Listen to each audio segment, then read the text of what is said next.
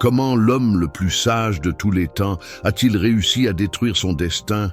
Par amour. C'est la question qui vous hantera pendant quelques minutes, tandis que nous plongeons dans la vie d'un roi qui a commencé par écouter la voix de Dieu et a fini par construire des autels pour les démons. Cette histoire ne concerne pas seulement Salomon, elle nous concerne tous lorsque nous troquons le sens de la vie contre la passion, la vérité contre l'émotion, la sagesse contre le désir. Vous avez peut-être entendu parler de la gloire de Salomon, le trône d'or, les armées en paix, les richesses infinies et la renommée qui a traversé les frontières. Mais rares sont ceux qui osent évoquer le côté obscur de cette histoire, celui où le cœur prend le dessus sur la raison, celui où l'amour devient un piège. Salomon n'était pas seulement le fils de David, il était le fruit d'un scandale, d'une union marquée par la douleur. Et peut-être, au fond de lui-même, a-t-il passé sa vie entière à prouver qu'il méritait d'être là. Quand Dieu lui offrait quelque chose, il demandait la sagesse, et cela touchait le ciel. Mais que faire quand on a trop de sagesse et qu'on se sent pourtant vide? Que se passe-t-il quand on sait ce qui est bien, mais que le cœur insiste sur ce qui est mal? Salomon a construit le plus grand temple de l'histoire, mais aussi le premier autel païen à l'intérieur du palais d'Israël. Il jugeait avec justice, mais il aimait sans discernement. Il a aimé tant de femmes qu'il a oublié le seul amour qui comptait vraiment, celui du Dieu qu'il avait choisi. Et peut-être, en regardant, quelque chose en vous murmure « Moi aussi, je me suis perdu pour quelqu'un ». Peu importe la foi, l'histoire, la vérité qui nous habite, lorsque nous ouvrons des brèches, notre cœur peut nous entraîner là où Dieu ne nous avait jamais destinés. Mais avant d'aborder cette erreur, il faut comprendre ce qu'elle a entraîné, car aucun roi ne part perdu. Et Salomon, curieusement, était un élu, mais ce qu'il a fait de ce choix, c'est ce que nous allons voir maintenant, si cette histoire vous touche déjà. Si, à un moment de votre vie, vous avez aussi senti que vous saviez ce qui était juste, mais que vous avez fini par vous laisser emporter par quelqu'un, par une émotion, par un sentiment plus fort que la raison, alors cette vidéo est pour vous. Et j'ai une question simple mais puissante. Regardez cette vidéo maintenant. Ce n'est pas un simple clic, c'est une façon de dire « ce message doit toucher davantage de personnes ». Et si ce mot vous a déjà touché, écrivez-le dans les commentaires. Moi aussi, je me suis perdu, mais je veux y retourner. Cet espace est plus qu'une zone de texte. C'est un hôtel de témoignages et de retrouvailles avec Dieu. Et si vous n'êtes pas encore abonné à la chaîne, profitez-en pour vous abonner dès maintenant. Ici, chaque histoire biblique est racontée avec vérité, émotion et profondeur, pour ceux qui souhaitent ressentir, comprendre et vivre la parole différemment. Activez aussi la cloche, car dans les histoires suivantes, vous découvrirez que même les plus grands ont été perdus, mais ont aussi été touchés par la grâce. On continue? Car il est temps de comprendre comment tout a commencé et pourquoi les débuts brillants de Salomon n'ont pas suffi à le sauver de son propre cœur. Vous êtes-vous déjà demandé pourquoi Dieu a choisi Salomon parmi tous les hommes pour régner sur le peuple le plus obstiné de la terre? Un roi né d'une histoire pleine de scandales, le second fils d'un adultère tragique, le fruit d'une union née du péché et de la mort. Salomon n'était pas le premier sur la liste, ni le plus fort, ni le plus aimé des guerriers, mais il était l'élu. Cela bouleverse déjà tout ce que nous imaginons habituellement sur le but. Dieu ne choisit pas ceux qui ont un passé irréprochable, il choisit ceux dont l'avenir est entre ses mains. David, le père de Salomon, vieillissait. Un roi marqué par des victoires extérieures et des défaites intérieures. Il avait du sang sur les mains, mais un cœur qui s'épanchait en présence de Dieu. Et lorsque vint le moment de monter sur le trône, David ne choisit pas Absalom, le fils fort et charismatique, ni Adonijah, le plus ambitieux. Il choisit Salomon, un jeune homme encore jeune, introspectif, plus attaché au temple qu'au champ de bataille. Et là commence quelque chose de puissant. L'histoire de quelqu'un né avec tout pour échouer, mais que Dieu considéra comme Quelqu'un qui avait tout pour accomplir une destinée éternelle. Salomon a grandi entouré de tensions politiques, de menaces au sein de son propre foyer et d'une mère terriblement stigmatisée. Bethsabée, la femme qui entra dans l'histoire de David comme une tentation, mais dont on se souviendrait pour avoir donné naissance à un roi. Imaginez ce que Salomon a dû ressentir en portant le poids d'être le fils de celle qui a ruiné le plus grand roi d'Israël aux yeux du peuple. Le rejet était là, imprésent dans les conversations feutrées, dans les regards méfiants, dans la comparaison constante avec les autres fils de David.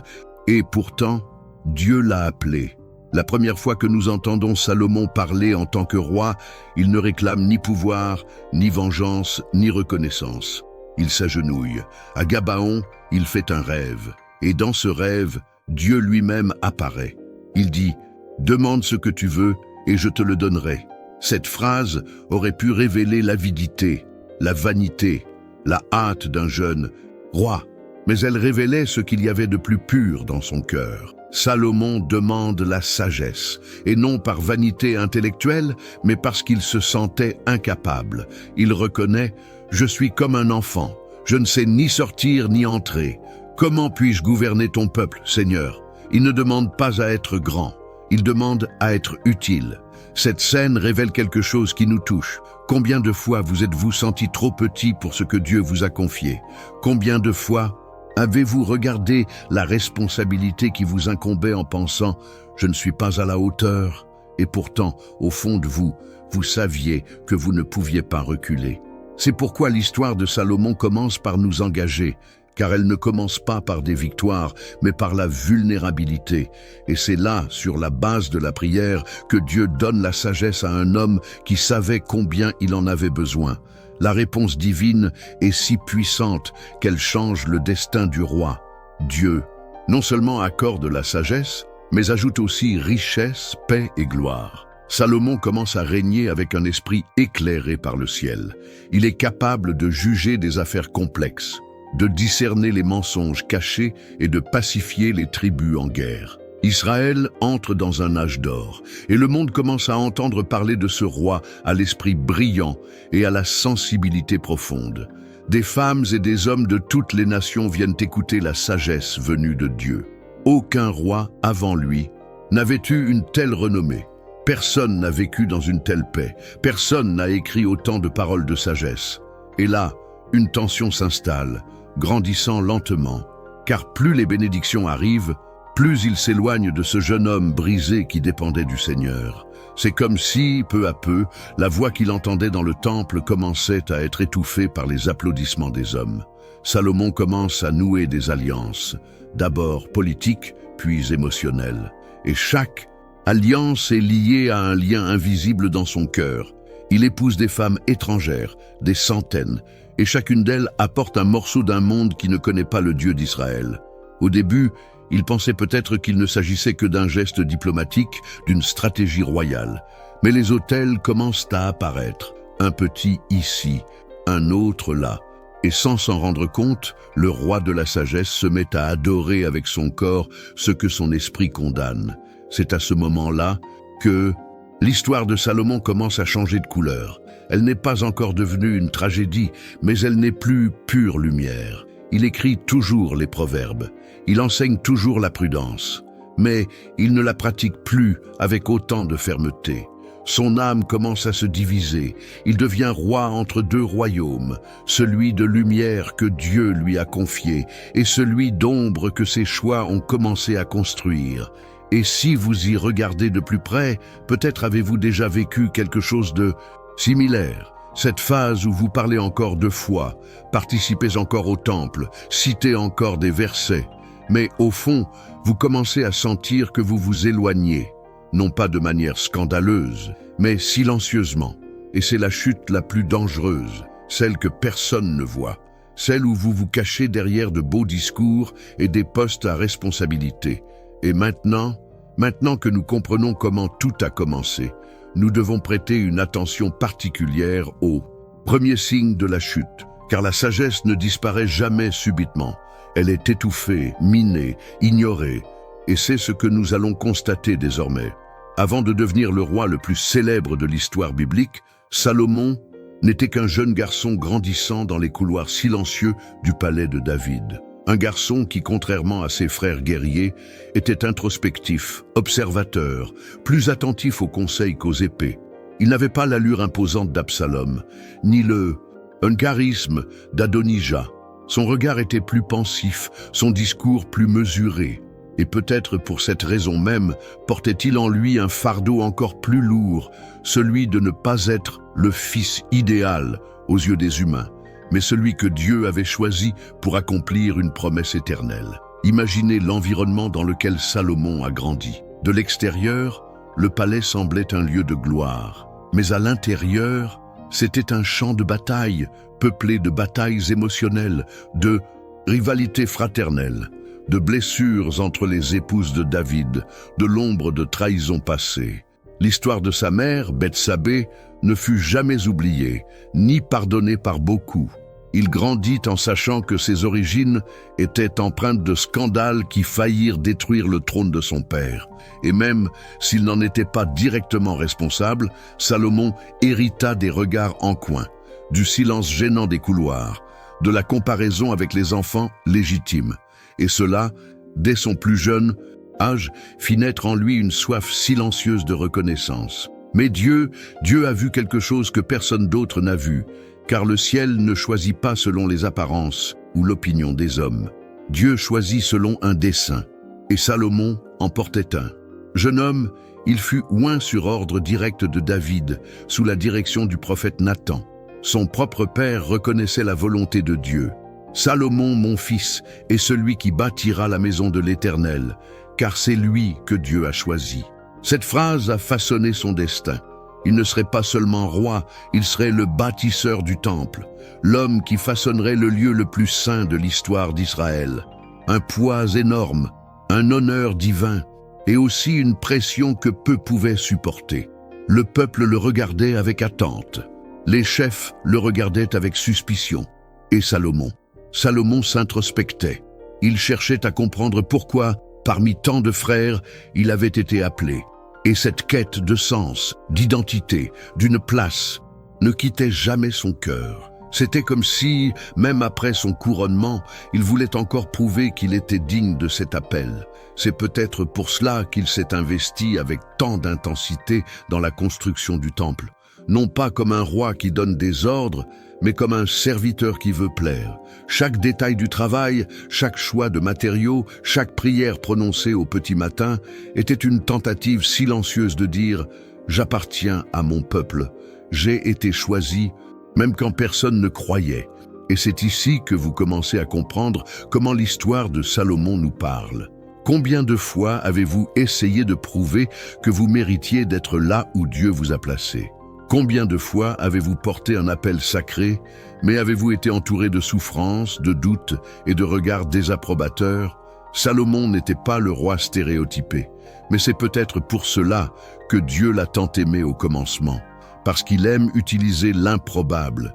Il aime faire de l'improbable le protagoniste de la promesse. Il aime montrer qu'il ne s'agit pas d'origine, mais de destin. Et Salomon avait un destin écrit par Dieu. Durant les premières années de son règne, il s'entoura des conseils que David lui avait laissés. L'un d'eux était clair et tranchant. « Connais le Dieu de ton père et sers-le d'un cœur sincère et d'un esprit bien disposé, car l'Éternel sonde tous les cœurs. » Cette phrase, prononcée par un père à l'article de la mort, devint le fondement spirituel du nouveau roi. Salomon la écrivit, il la garda, il commença à diriger, le cœur tourné vers Dieu. Pendant ce temps, le peuple était stupéfait. Le jeune homme, dont beaucoup doutaient, organisait désormais le royaume, jugeait avec justice et avançait résolument vers l'œuvre qui allait changer l'histoire, le temple. Et voici un détail que peu de gens remarquent. Salomon n'a pas commencé par construire le temple. Avant cela, il a construit le trône. Avant de construire la maison de Dieu, il a dû organiser sa propre maison. Et cela révèle quelque chose de profond, car souvent, nous voulons répondre à l'appel immédiatement. tout donner, bâtir des ministères, servir avec intensité. Mais Dieu dit, d'abord, organisez ce qui est intérieur. D'abord, stabilisez votre cœur, votre identité, votre histoire. C'est ce qu'il a fait. Il a apporté la paix aux tribus, rétabli les alliances avec les dirigeants, mis de l'ordre dans le chaos laissé par les guerres précédentes. Et ce n'est qu'alors qu'il a commencé à élaborer les plans de la maison du Seigneur. La Bible raconte que Salomon passa des années à préparer le temple avant d'en poser la première pierre. Il voulait qu'il soit parfait, car ce n'était pas un bâtiment, c'était un symbole, un lieu où le ciel toucherait la terre. Et lorsque le temple fut enfin terminé, quelque chose se produisit, quelque chose qui transforma à jamais la spiritualité d'Israël. La nuée de la gloire de Dieu descendit. Et là, devant tous, Salomon prononça l'une des prières les plus émouvantes des Écritures. Il implora le pardon, la restauration, la grâce sur le peuple. Il pleura pour l'avenir d'Israël. Et Dieu répondit par le feu. Ce fut peut-être la période la plus pure de la vie de Salomon, le moment où il était le plus proche du cœur de Dieu, où sa sagesse était au service de l'autel, où son esprit rayonnait, mais son âme était courbée. Et c'est précisément pourquoi sa chute est si difficile à comprendre, car ce n'était pas l'histoire de quelqu'un qui partait loin de Dieu, c'était l'histoire de quelqu'un qui partait très très près, et pourtant, il continuait à s'éloigner, petit à petit, jusqu'à ne plus savoir comment revenir. Mais c'est ce que nous allons comprendre à partir de maintenant. Pouvez-vous imaginer ce que c'est que de porter une promesse sur son dos, et pourtant de ressentir de l'insécurité? Salomon savait qu'il avait été choisi. Il savait qu'il avait été oint d'huile devant les dirigeants. Il savait que la mission du temple était sur lui. Mais au fond de lui, son cœur tremblait encore. Car ceux qui portent un véritable appel ne se sentent jamais complètement prêts. Il y a toujours un angle mort, un espace en nous qui crie « Est-ce que j'y arriverai? Dieu est-il toujours avec moi ?» C'est dans cet état d'esprit qu'il fit la rencontre qui allait tout changer. À Gabaon, par une nuit où le ciel était au plus près de la terre, Salomon fit un rêve. Et ce n'était pas un rêve ordinaire. C'était une rencontre spirituelle. Un moment où Dieu perça le voile entre le visible et l'invisible et lui parla directement. « Demande ce que tu veux et je te le donnerai. » Cette phrase résonne à travers l'éternité comme l'une des déclarations les plus puissantes de l'Ancien Testament. Ce n'était pas une simple offrande, c'était une révélation du cœur de Dieu. J'ai confiance en toi, je veux te bénir. Imaginez-vous maintenant avec cette opportunité entre vos mains. Vous pouvez tout demander, la puissance, la victoire sur vos ennemis, la longévité, la reconnaissance. Mais ce que Salomon demande n'a rien à voir avec la vanité. Il demande la sagesse, non pas pour briller, mais pour servir, non pas pour s'exalter, mais pour discerner le bien du mal. Il se considère trop petit face à l'immensité de ses responsabilités. « Je suis comme un enfant », dit-il. Et à cet instant, Dieu déverse sa grâce sur lui. Car lorsque vous reconnaissez votre petitesse, le ciel s'ouvre sur votre vie. Cette requête fut le premier tournant émotionnel majeur dans l'histoire de Salomon. Car non seulement un roi sage naquit, mais aussi un serviteur, un cœur humble devant le trône, un homme qui savait écouter. Et Dieu ne lui donna pas seulement la sagesse, mais aussi la richesse, l'honneur et la paix. Tout cela, car le cœur de Salomon toucha le cœur de Dieu. Et à partir de cette rencontre, tout bascule, sa renommée grandit.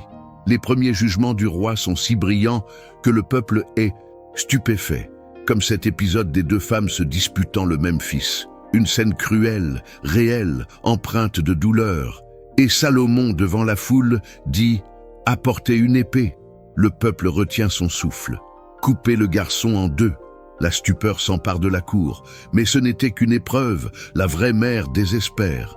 Non, qu'elle le garde. Et là, sous les yeux du peuple, Salomon révèle que sa sagesse n'est pas théorique.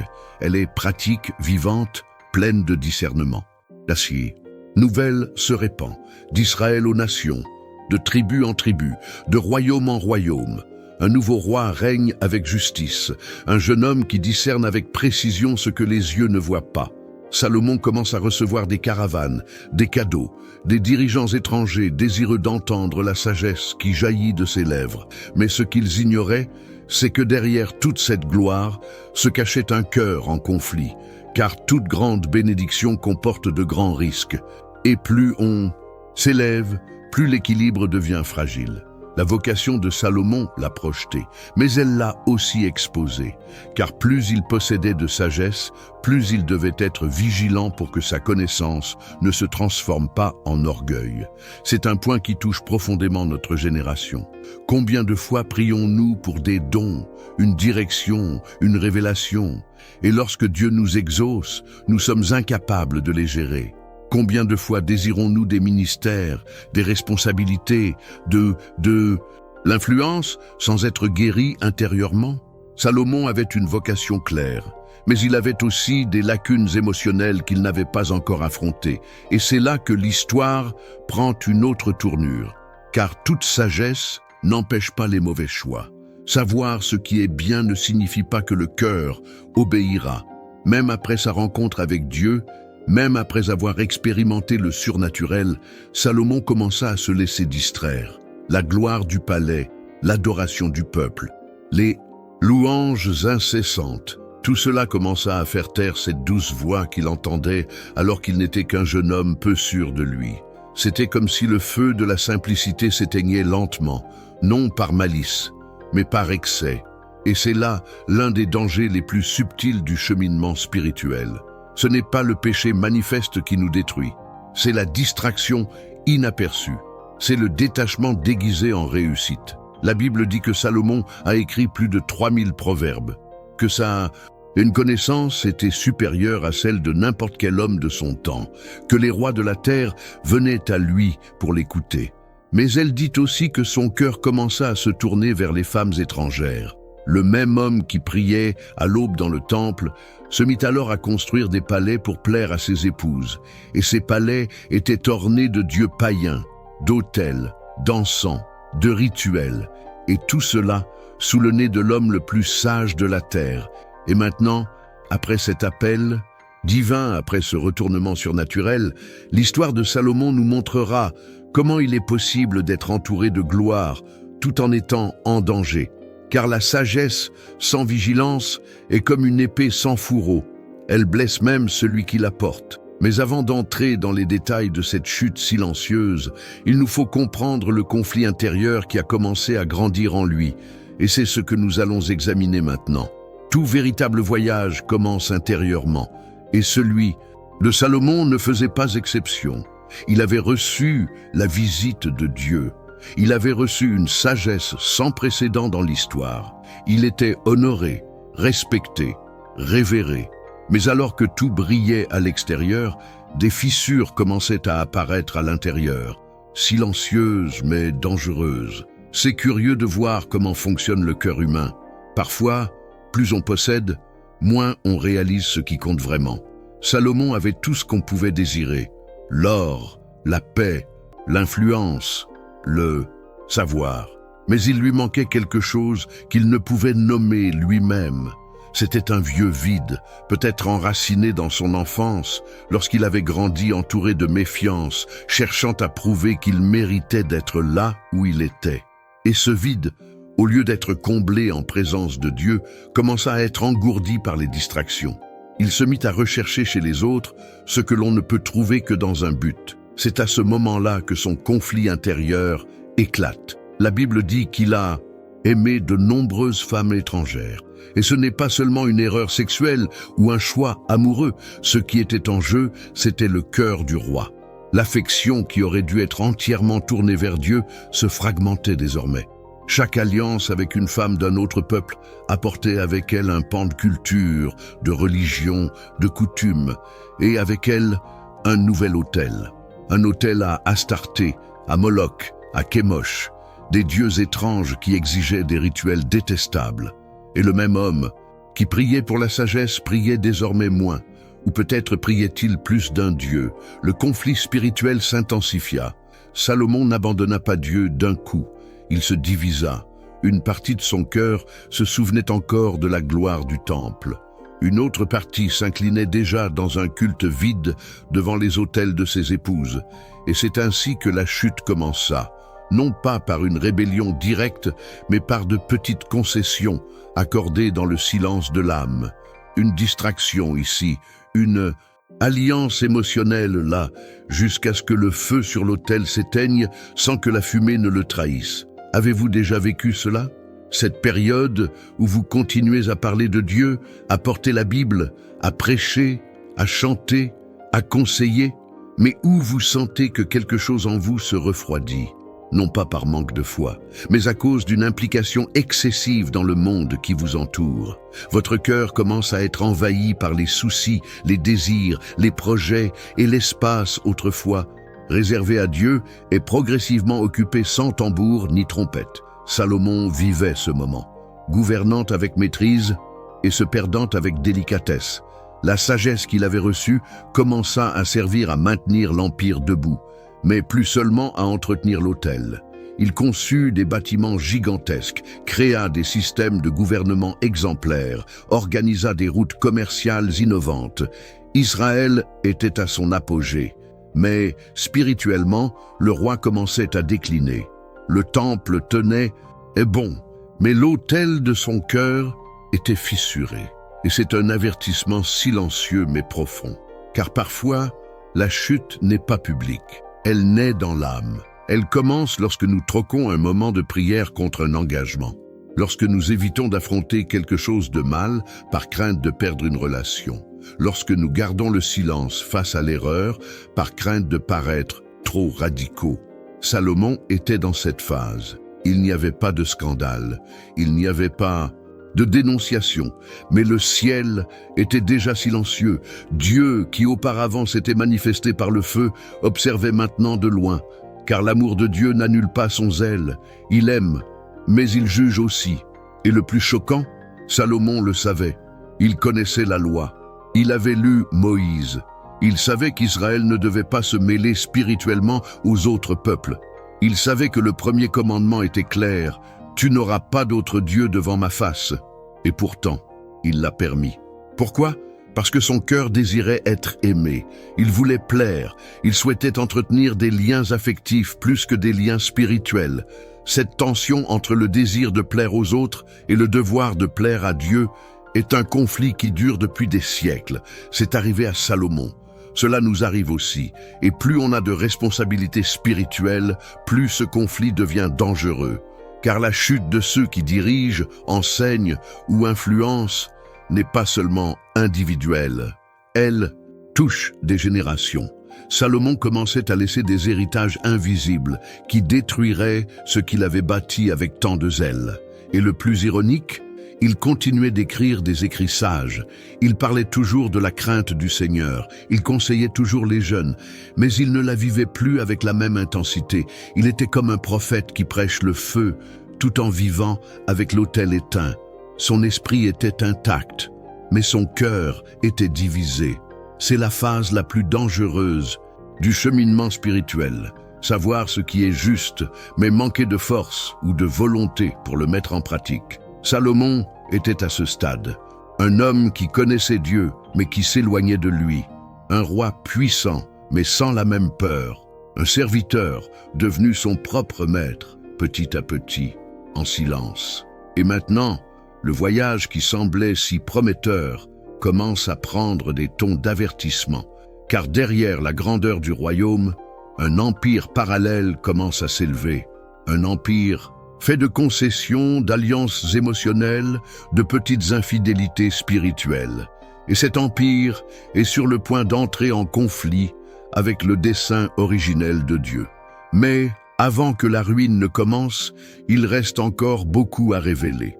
Car ce qui arrive maintenant marque le début d'une tension croissante où les mauvais choix commencent à faire des ravages et le Dieu qui aimait Salomon avec tant de zèle décide de se manifester d'une manière inattendue. Que se passe-t-il lorsqu'un cœur divisé se transforme en royaume divisé? La tension chez Salomon n'était plus seulement interne, elle commença à se propager, contaminant les décisions, les alliances et même l'environnement spirituel d'Israël. Ce qui était subtil, silencieux, devint visible. Les autels dédiés à d'autres dieux n'étaient plus cachés, ils étaient érigés publiquement, et le peuple observait en silence. Pendant des années, Salomon régna dans la paix extérieure. Aucune guerre ne menaçait le territoire, aucune rébellion interne n'émergea. Mais dans le monde spirituel, les murs étaient brisés, et vint un temps où Dieu rompit le silence. La parole dit que l'Éternel fut irrité contre Salomon, et lorsque Dieu est en colère, ce n'est pas par impulsion, c'est par fidélité à sa propre justice. Il aimait Salomon, mais il aimait encore plus l'alliance avec son peuple. Et celui qui était censé protéger l'autel le profanait maintenant de ses propres pas. Dieu se manifeste, non pas par le feu, non pas par la gloire, mais par le jugement. Il adresse une parole cinglante « Parce que cela t'est arrivé et que tu n'as pas respecté mon alliance, je t'arracherai ce royaume. » La phrase tombe comme une sentence. Le trône que Salomon avait si durement construit commençait à s'écrouler, non pas par des mains humaines, mais par une conséquence divine. Et puis, un événement sans précédent se produit. Pour la première fois depuis des années de règne absolu, des ennemis apparaissent. Le premier d'entre eux est Hadad, l'Édomite, qui, enfant, avait fui lors de la conquête d'Édom par David. Il revient maintenant, nourri par la haine, motivé par la vengeance, prêt à saigner l'empire de Salomon. Un ennemi qui semblait oublié, mais que le temps a préparé pour le moment opportun. Puis arrive Rezon, venu de Syrie, un exilé, un inconnu, qui lève un peuple et commence à menacer les frontières d'Israël. C'était comme si les vieilles blessures, laissées par les alliances politiques et les concessions spirituelles, revenaient faire des ravages. Dieu laissait les ennemis se rapprocher, car lorsque l'autel est violé, la protection du ciel s'éloigne aussi. Mais le coup le plus dur restait à venir. Un ennemi non pas extérieur, mais intérieur. Jéroboam, un serviteur de Salomon, un homme ordinaire, un ouvrier, mais dont la présence parmi le peuple s'accroît. Un jour, le prophète Achija le trouve et accomplit un acte symbolique et terrifiant. Il déchire sa tunique en 12 morceaux, en donne 10 à Jéroboam et dit « Ainsi parle l'Éternel, j'arracherai le royaume de la main de Salomon et je te donnerai 10 tribus. » Imaginez l'impact, un serviteur recevant une prophétie de domination. Et le roi savait. Lorsque Salomon l'apprend, il tente de tuer Jéroboam. L'homme qui avait commencé à prier à Gabaon persécute maintenant l'un des élus de Dieu. Le même roi qui avait demandé la sagesse pour discerner tente maintenant d'éliminer la voix prophétique qui annonce son jugement. Et c'est là que la tension explose, car il ne s'agit plus d'un conflit spirituel privé, c'est de la rébellion, c'est de la persécution, c'est la gloire du trône qui devient l'ombre de ce qu'elle était. Et peut-être le ressentez-vous au plus profond de votre âme en écoutant ces moments où tout semblait sous contrôle, et soudain, les murs s'effondrent, quand des ennemis surgissent là où auparavant il n'y avait que la paix, quand des relations se brisent, quand des portes se ferment, quand ce qui était une bénédiction commence à faire mal. L'histoire de Salomon nous montre que toutes les tempêtes ne viennent pas du diable. Certaines viennent de Dieu, non pas pour détruire, mais pour avertir, pour rappeler, pour déraciner l'idolâtrie et restaurer l'autel. Mais Salomon résista. Il ne se repentit pas, il ne retourna pas au temple comme au début, il ne pleura pas comme son père David, il endurcit son cœur. Il continua de briller au palais, mais l'esprit obscurci. Il continua de juger des affaires, mais ignora les siennes. Il continua d'être entouré d'or, mais dénué de gloire. Et Israël observait, ignorant que le silence de Dieu préparait une rupture nationale. Pendant ce temps, ses ennemis grandissaient. Ses alliés s'éloignaient et ses propres enfants ne ressentaient plus la même peur. Le royaume était prêt à être déchiré, mais ils ne le voyaient pas. Ou peut-être le voyaient-ils et ne savaient plus comment revenir. Cette période de la vie de Salomon est un miroir brutal de notre spiritualité moderne, vivre selon les apparences, adorer en mode pilote automatique, porter un nom, mais sans vie spirituelle. Combien de personnes aujourd'hui sont comme cela, en chair, à des postes importants, dans des groupes de louanges, mais avec un cœur divisé? L'histoire est là, non pas pour accuser, mais pour réveiller, car lorsque Dieu retire sa main, même les plus sages sont perdus. Et maintenant, la tension est à son comble. Salomon n'est plus le jeune homme pur de Gabaon. C'est un roi entouré de menaces, entouré d'une gloire vaine, entouré de dieux étranges. Mais il y a plus encore, car ce qu'il ignorait, c'est qu'un secret se cachait derrière toute cette histoire. Quelque chose qui expliquait en partie sa fragilité. Quelque chose qui pouvait transformer la douleur en compréhension, s'il avait seulement des yeux pour le voir. Mais c'est ce que nous allons voir ensuite. Au milieu du chaos qui prenait forme, entre l'émergence d'ennemis et la menace de promesse, il y avait quelque chose que ni les prophètes, ni les conseillers, ni Salomon lui-même ne comprenaient pleinement. Un mystère caché, un vide non résolu, une blessure silencieuse qui saignait de l'intérieur et qui fut peut-être à l'origine de sa chute. Car derrière chaque erreur scandaleuse se cache une douleur non soignée. Et dans le cas de Salomon, cette douleur avait un nom, l'identité.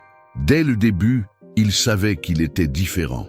Il n'était pas l'aîné, il n'était pas le guerrier, il n'était pas le fils le plus aimé du peuple. Il était l'élu de Dieu, mais pas de tous. Il portait les stigmates d'un passé compliqué. Il était le fils de l'adultère, le petit-fils du scandale. Il a grandi dans l'ombre d'un père vénéré, mais aussi marqué par de profonds défauts. Et au fond, Salomon a peut-être passé sa vie à essayer de prouver quelque chose, non pas aux hommes, mais à lui-même. Essayer d'être digne de la couronne, digne d'être choisi, digne d'être aimé. Ce sentiment d'inadéquation se vide dans son âme, ce doute caché. Suis-je vraiment l'élu? L'ont peut-être poussé à rechercher chez tant de femmes ce qu'il ne trouvait ni en Dieu ni en lui-même. Car lorsque l'identité n'est pas ancrée dans le Père, le cœur cherche une validation auprès de quelqu'un qui ne peut la soutenir. Et c'est là que commence la grande révélation de son histoire.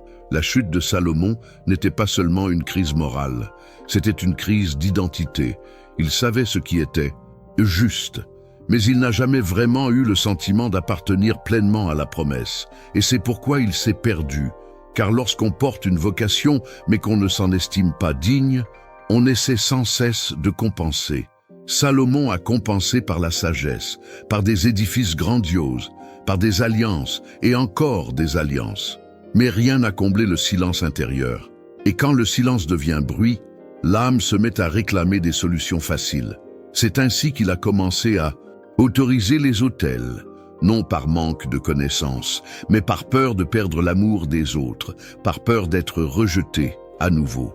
Imaginez maintenant le roi le plus sage de la terre, submergé par la peur la plus commune de l'humanité, la peur de ne pas être à la hauteur, et cette peur a engendré l'idolâtrie. Elle a engendré le compromis, elle a engendré des distorsions spirituelles, elle a engendré la destruction. La sagesse reçue dans le rêve de Gabaon n'a pas disparu, mais elle a été affaiblie par les choix d'une âme blessée.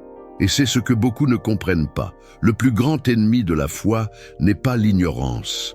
C'est un traumatisme non traité. C'est une douleur non guérie. C'est l'absence de guérison intérieure. Salomon n'avait pas besoin de plus de dons. Il avait besoin d'une rencontre avec la vérité sur lui-même. Cette révélation change tout, car elle nous force à nous regarder en nous-mêmes et à nous demander combien de fois agissons-nous comme Salomon? Combien de fois cachons-nous nos insécurités derrière des ministères? Combien de fois utilisons-nous des titres, des activités, des études, et même la Bible elle-même, comme des masques pour éviter de faire face à ce qui hurle en nous?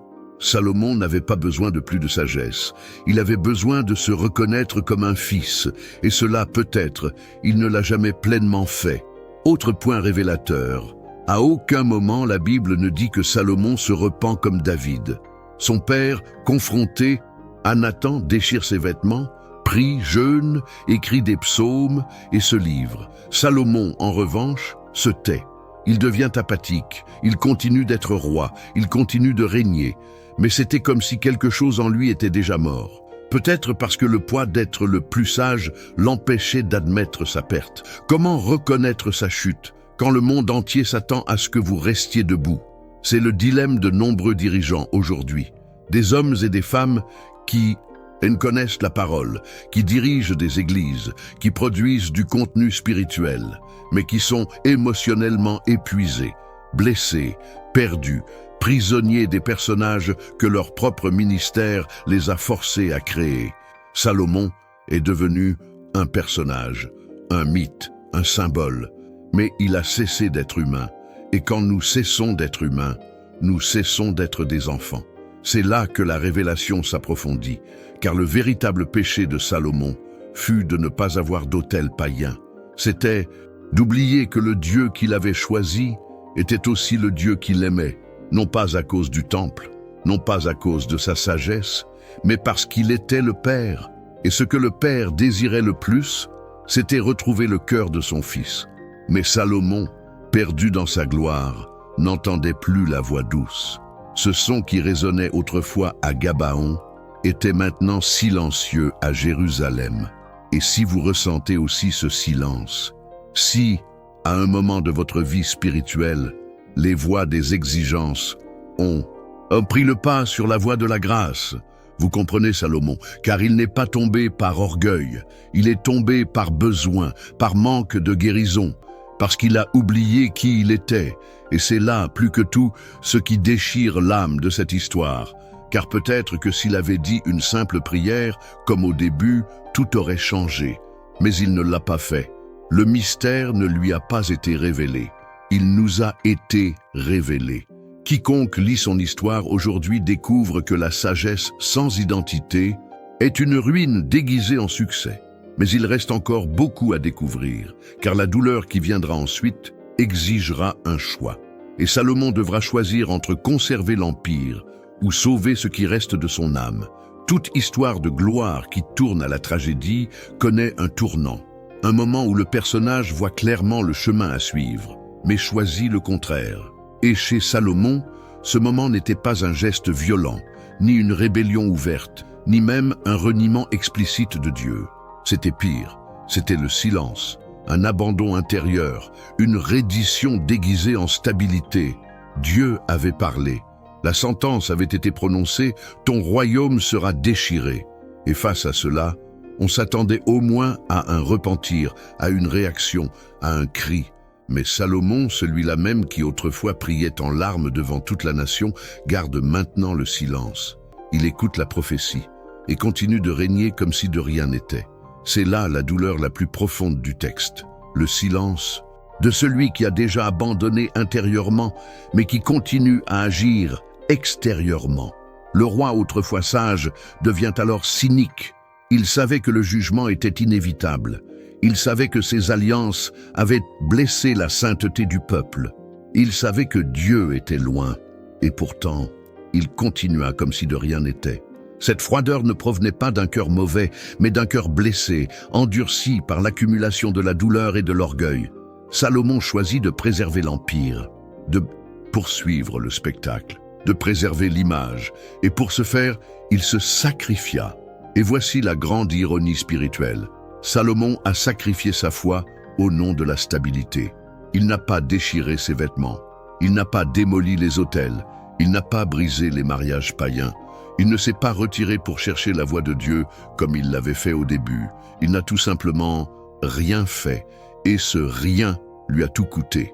La décision la plus douloureuse de la vie de Salomon fut de ne tuer personne, de ne trahir personne, de garder le silence face au ciel, de continuer d'avancer même s'il savait qu'il allait dans la mauvaise direction, de devenir prisonnier de sa propre réputation.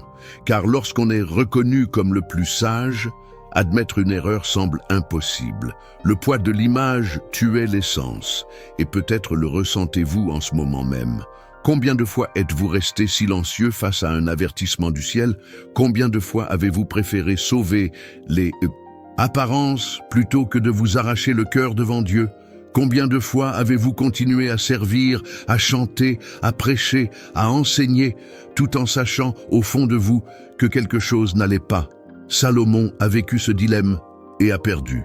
Il n'était plus le jeune homme de Gabaon. Il ne s'effondrait plus devant l'autel. Son âme ne tremblait plus en présence de Dieu. Par conséquent, Israël n'était plus le même. Le peuple voyait des autels païens et s'y habituait. Le péché n'était plus une exception et faisait partie intégrante de la culture. Les dirigeants se taisaient, les prêtres étaient achetés ou conformés. La gloire du temple était toujours visitée, mais le Dieu du temple ne se manifestait plus comme auparavant. Et dans cette spirale silencieuse de décadence, Salomon opte pour le sacrifice le plus subtil, l'abandon de sa propre conscience. Il abandonne son âme pour conserver le trône. Il choisit l'ordre politique plutôt que la purification spirituelle. Il décide de protéger le palais, même si cela implique de perdre l'autel. Et ce choix a un coup invisible mais brutal, car nul ne peut rester divisé longtemps sans se briser. Et la rupture commence. Il se détourne de tous ceux qui l'affrontent. Il persécute Jéroboam, l'homme qui avait reçu une parole de Dieu. Il tente d'éviter la prophétie, au lieu de l'affronter avec humilité. C'est là que l'on voit la différence entre Salomon et David. Tous deux ont commis des erreurs, tous deux sont tombés. Mais David s'est déchiré l'âme, Salomon s'est caché, et se cacher, c'est se perdre. À ce stade de sa vie, Salomon est épuisé. Des années de royauté, d'excès, de tentatives de contrôle de l'incontrôlable ont laissé des traces. Il est toujours roi, mais il n'est plus le même homme. Son visage est endurci, son âme est épuisée. Il écrit l'Ecclésiaste, et ses mots sont comme les soupirs de quelqu'un qui contemple tout ce qu'il a construit et n'y trouve aucun sens. Vanité des vanités, tout est vanité. Ce cri n'est pas celui de la sagesse, c'est celui de la lassitude, c'est celui d'un regret inavoué. C'est l'écho d'une âme qui a tout vu, tout vécu, tout possédé, et a perdu l'essentiel. Et ce livre en devient le legs le plus sombre et en même temps le plus sincère. Ce n'est pas un traité théologique, c'est une confession crue, un miroir pour tous ceux qui ont atteint le sommet et découvert que le sommet ne satisfait pas. Et c'est peut-être là le plus grand sacrifice de Salomon, vivre jusqu'à la fin sans revenir au commencement, continuer à être appelé roi sans se sentir fils, continuer à porter la sagesse sans prendre plaisir à l'utiliser pour le bien, continuer à être admiré de l'extérieur et effacé de l'intérieur. Mais même ainsi, l'histoire n'est pas terminée, car le ciel peut faire quelque chose, même lorsque l'autel est détruit. Une étincelle, un signe, un geste inattendu, quelque chose de surnaturel qui ne dépend pas de la condition humaine, mais de la grâce de Dieu. Et c'est ce que nous allons voir ensuite. C'est dans le silence des derniers jours que le ciel parle encore parfois.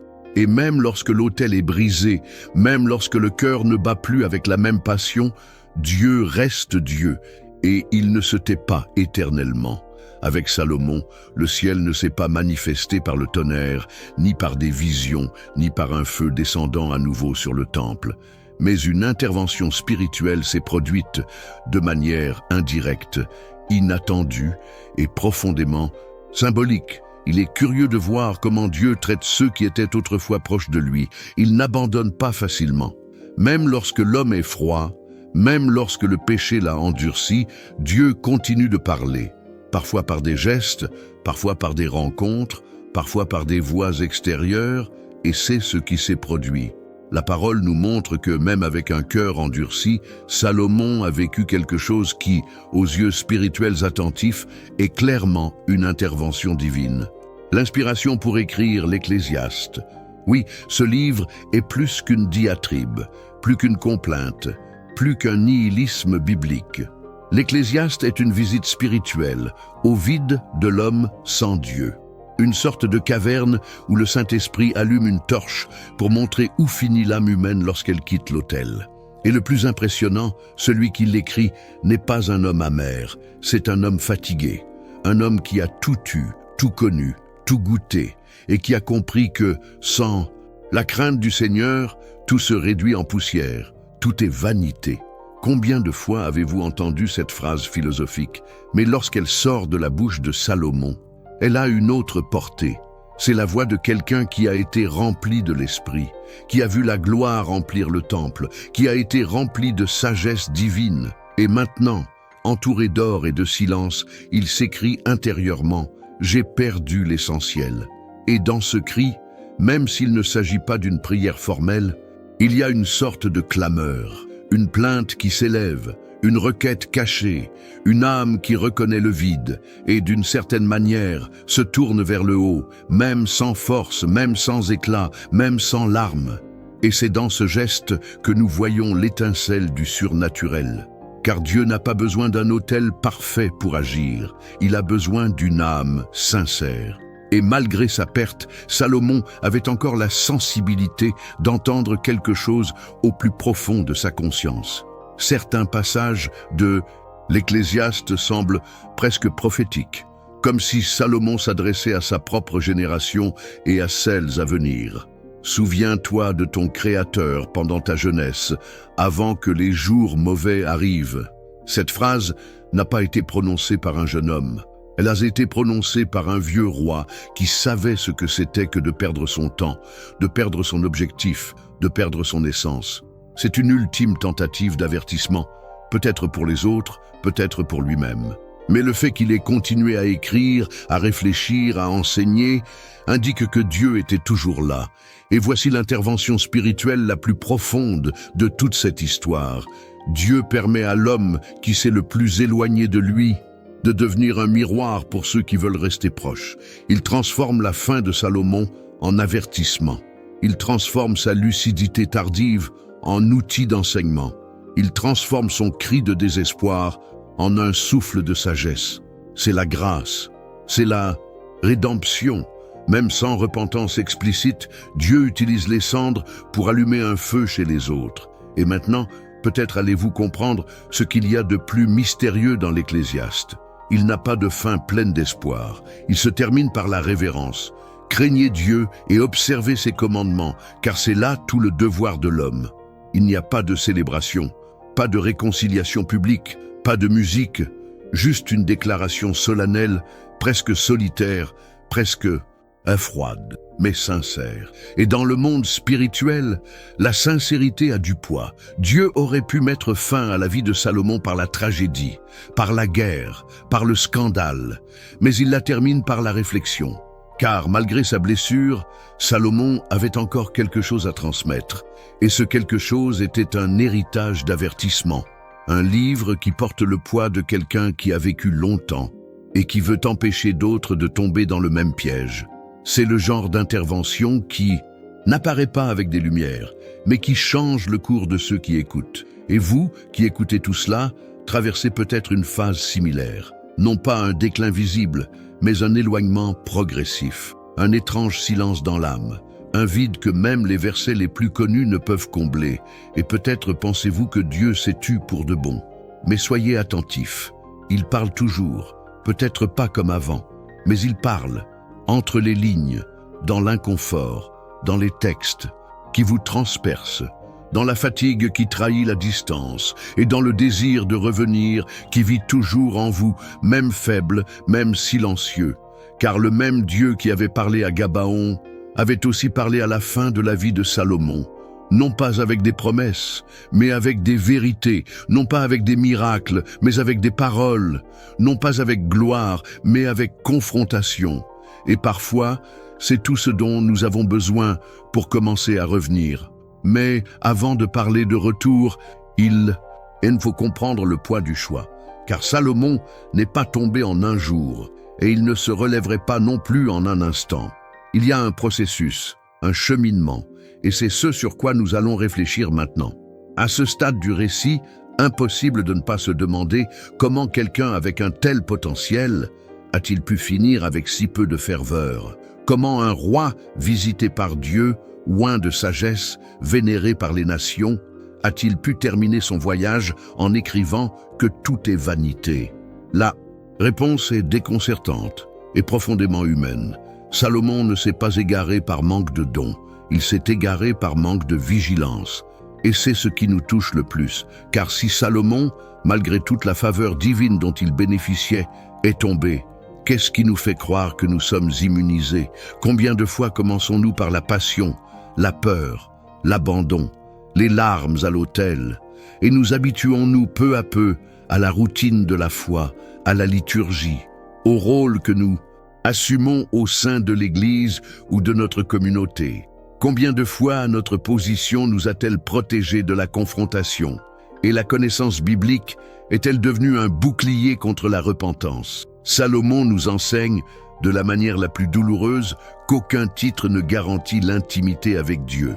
L'intimité se cultive, elle se protège, elle s'arrose de vérité et d'abandon quotidien. La vérité est que la chute de Salomon est présente dans de nombreuses vies aujourd'hui. Mais des deux, gens qui parlent de Dieu mais ne lui parlent plus. Des gens qui savent ce qui est bien mais ne ressentent plus le poids du mauvais choix. Des gens qui continuent d'accomplir leurs devoirs mais sont loin de sa présence. Des gens qui servent au temple mais qui ont construit des autels parallèles dans leur âme. Des autels de vanité, de vices secrets, de relations qui rivalisent avec la vocation, de désirs non assouvis, de blessures qui sont devenues des justifications pour s'éloigner. Et peut-être qu'en entendant cela, vous sentez quelque chose remuer en vous, un souvenir, une douleur, le désir du commencement, car on n'oublie jamais ce que c'était que d'être proche. L'âme se souvient, l'esprit ressent, même après des années d'absence, même après de nombreux trébuchements, il y a un endroit en chacun de nous qui sait « J'étais autrefois plus proche qu'aujourd'hui ». Salomon avait tout, mais il ne savait pas conserver l'essentiel, l'autel, la voix de Dieu, la simplicité d'un serviteur. Il a bâti un temple grandiose, mais il n'a pas pris soin de l'intérieur, et c'est une tragédie plus courante qu'il n'y paraît. Ceux qui bâtissent des ministères puissants, mais s'effondrent intérieurement. Ceux qui conquièrent le monde, mais se perdent. Et voici le plus difficile de la réflexion. Salomon n'a pas perdu son trône, il a conservé son pouvoir, il a conservé son contrôle, il a conservé son apparence, mais il a perdu l'éclat de sa gloire. Et c'est effrayant, car cela prouve qu'il est possible de continuer à régner, même après que Dieu a annoncé qu'il diviserait le royaume. Il est possible de continuer à vivre, même après que le ciel se soit tu. Telle est la réalité spirituelle de beaucoup aujourd'hui. Ils demeurent dans leur position, mais ils n'ont plus l'onction. Ils continuent de chanter, mais sans aucune rupture. Ils continuent de prêcher, mais sans peur. Ils continuent de parler de Jésus, mais sans vivre en disciples. Et lorsque le cœur s'habitue à cette froideur, l'âme commence à mourir en silence, sans scandale, sans drame, juste, vide. Mais la bonne nouvelle, et elle existe toujours, est que Dieu s'est servi de Salomon jusqu'au bout, même sans confession publique, même sans larmes sur l'autel, même sans déchirer ses vêtements comme David. Dieu a transformé cette douleur en témoignage. Le livre de l'Ecclésiaste est devenu un miroir pour ceux qui peuvent encore revenir. Et peut-être en ce moment, votre esprit se demande-t-il « Ai-je encore du temps pour moi ?» Et la réponse est « Oui, c'est encore possible. Tant qu'il y a du souffle, il y a une chance. Tant qu'il y a de la conscience, il y a une porte ouverte. Tant qu'il y a du souvenir de la présence, il y a un chemin de retour. » Salomon a peut-être pris fin sans un cri, mais vous n'en avez pas besoin. Votre histoire peut encore changer maintenant, aujourd'hui. Car si vous êtes arrivé jusqu'ici, entendre, ressentir, être touché, c'est que le ciel vous appelle toujours. Il y a toujours une invitation, il y a toujours un appel, il y a toujours une chance. Et peut-être que votre prière d'aujourd'hui n'a pas besoin d'être longue, elle n'a pas besoin d'être belle, elle doit simplement être sincère, comme celle de Salomon au début. « Seigneur, je suis comme un enfant, apprends-moi à revenir. » Cette phrase peut tout changer, car la sagesse de Dieu ne réside pas dans le savoir, mais dans le fait de savoir reconnaître quand il est temps de tout recommencer. Mais avant de franchir ce pas, il nous faut comprendre ce qui restait en suspens, car l'histoire de Salomon se termine sur une interrogation, et ce qui suit a des conséquences qui marquent toute l'histoire d'Israël. Et c'est ce que nous allons découvrir maintenant. L'histoire de Salomon ne se termine pas par un acte héroïque. Il n'y a pas de scène de repentance spectaculaire. Il n'y a pas de cri final au temple. Il n'y a pas de retour public vers le Dieu qu'il avait appelé à Gabaon. L'histoire se termine par le silence. Et ce silence est peut-être l'élément le plus marquant de tout le parcours de cet homme, car il nous enseigne, par sa propre vie, que toutes les chutes ne sont pas source de scandale. Certaines engendrent l'oubli de la présence, l'oubli de la peur, l'oubli de soi. Salomon meurt, le roi le plus sage, le plus puissant, le plus vénéré. Mais lorsqu'il ferme les yeux pour la dernière fois, il laisse derrière lui bien plus qu'un héritage de bâtiments ou un livre de proverbes. Il laisse derrière lui un royaume fracturé, un peuple spirituellement affaibli, des dirigeants désorientés et un fils, Roboam, totalement démuni face au poids d'une nation. C'est comme si l'absence de repentance de Salomon était devenue un héritage émotionnel pour la génération suivante. Et c'est peut-être là la blessure la plus profonde qu'il a laissée. La négligence spirituelle engendre des conséquences qui dépassent nos vies. Israël, peu après sa mort, est divisé. 10 tribus suivent. Jéroboam, 2 restent avec Roboam. La promesse est rompue, le peuple est dispersé, le royaume est divisé. Et la nation élue porte désormais dans ses racines le poids d'un leadership qui s'est éloigné de l'autel, lentement mais sûrement. Mais pourquoi cette histoire se termine-t-elle ainsi? Pourquoi Dieu n'a-t-il pas restauré Salomon comme il l'avait fait pour David? Pourquoi n'y a-t-il pas eu un dernier acte de gloire? Peut-être parce que cette histoire ne parle pas de la fin de Salomon. Elle parle de la vôtre, votre fin, votre chance, votre retour. Dieu a laissé cette fin ouverte pour que vous puissiez écrire la vôtre avec plus de courage, plus de lucidité, plus de dévouement. Si vous avez entendu tout cela jusqu'ici, c'est que votre esprit est toujours vivant. Et s'il est vivant, vous pouvez encore choisir, vous pouvez encore revenir, vous pouvez encore déchirer ce qui doit l'être, briser ce qui doit l'être, et reconstruire avec Dieu ce qui a été perdu. La sagesse que Salomon a perdue par orgueil, vous pouvez la retrouver par l'humilité. Si vous êtes arrivé jusqu'ici, c'est parce que Dieu vous a amené ici. Rien dans cette vidéo n'est dû au hasard. Si cette histoire vous a touché, si elle vous a réveillé, confronté ou rappelé qui vous étiez autrefois, alors ne partez pas dans le même état. Abonnez-vous à la chaîne dès maintenant. Chaque histoire est une occasion de renouer avec la présence. Et si vous avez vraiment ressenti quelque chose, commentez ci-dessous. Je veux retourner à l'autel.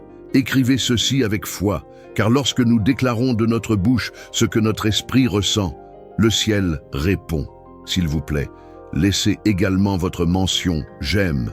Cela aidera ce mot à atteindre ceux qui sont perdus, ceux qui restent silencieux à l'intérieur, ceux qui ont besoin de se rappeler qu'il est encore temps. Et ne vous arrêtez pas là.